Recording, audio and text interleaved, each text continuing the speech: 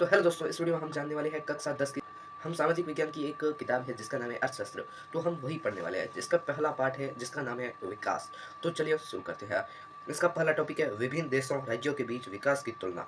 देशों की तुलना करने के लिए उनकी सबसे महत्वपूर्ण विशिष्टता समझी जाती है। जिन देशों की आय अधिक होती है उन्हें विकसित समझा जाता है, लेकिन प्रति व्यक्ति आय और राष्ट्रीय आय अधिक होना विकास का एक मात्र मापदंड नहीं है। शिक्षा, स्वास्थ्य, प्रति व्यक्ति आय, सार्वजनिक सुविधा, सुरक्षा, शांति, स्वतंत्रता, समानता, समता, संसाधन तक पहुँच आदि कारक किसी देश को विकास का मापने के मापदंड है। मानव विकास की अवधारणा 1991 में पाकिस्तानी अर्थशास्त्री महबूब उल हक व भारतीय अर्थशास्त्री डॉक्टर अमर्त्य सेन ने दी।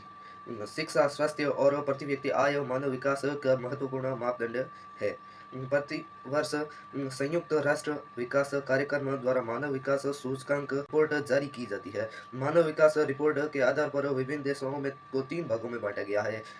उच्च मानव विकास वाले देश, मध्यम मानव विकास वाले देश और निम्न मानव विकास वाले देश।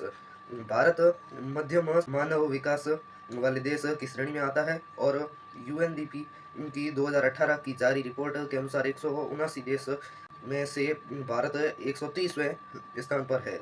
भारत के पड़ोसी देशों में श्रीलंका भारत से विकसित देश माना जाता है। सतत विकास और विकास की धारणीयता। विकास की वह अवधारणा जिसमें भौतिक विकास का लाभ वर्तमान की भावी दोनों पीढ़ियों को मिलता रहे, अर्थात पर्यावरण को बिना नुकसान पहुंचाए संसाधनों की भावी पीढ़ियों के लिए बचा कर रखना सतत विकास या पोषक विकास कहलाता है।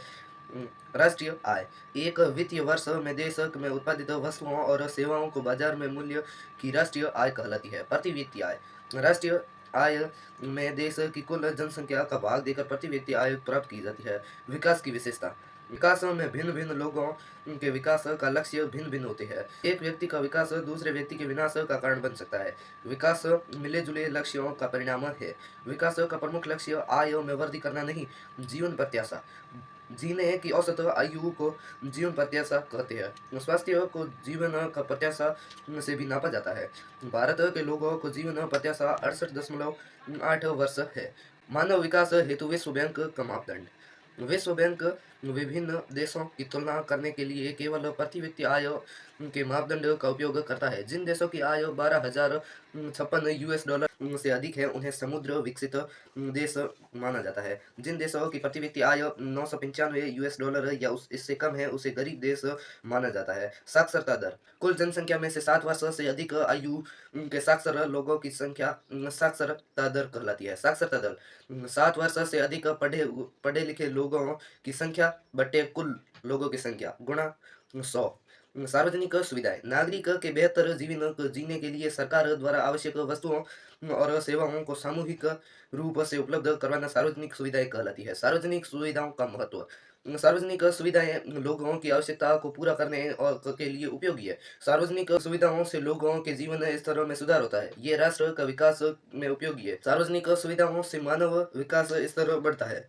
आर्थिक विकास के लक्ष्य। आर्थिक विकास का अर्थ है लोगों की को आय की दृष्टि से संपन्न बनाना, जिसके निम्न लक्ष्य है। आय में वृद्धि, रोजगार उपलब्ध करवाना, स्वास्थ्य सुविधाएं व शैक्षणिक उन्नयन। आय में वृद्धि। आर्थिक विकास में मुख्य लक्ष्य लोगों को आय में बढ़ोतरी करना जिसमें राष्ट्रीय आय और प्रति व्यक्ति आय दोनों शामिल होते हैं। रोजगार उपलब्ध करवाना। आर्थिक विकास का लक्ष्य लोगों को वर्ष भर में पूर्ण रोजगार और उच्च वेतन दिलाना है। रोजगार के दिनों में वृद्धि होने से लोगों में आर्थिक स्थिति सुदृढ़ हो सकती है। स्वास्थ्य सुविधाएं। जिस देश में स्वास्थ्य सेवाओं का विकास जितना अधिक होगा, आर्थिक विकास उतना ही अधिक होगा। अर्थात आर्थिक विकास का लक्ष्य स्वास्थ्य सेवाओं का विस्तार करता है। शैक्षिक उन्नयन। किसी भी देश में चौमुखी विकास शिक्षा पर निर्भर करता है, अतः आर्थिक विकास हेतु शिक्षा पर विशेष बल दिया जाता है।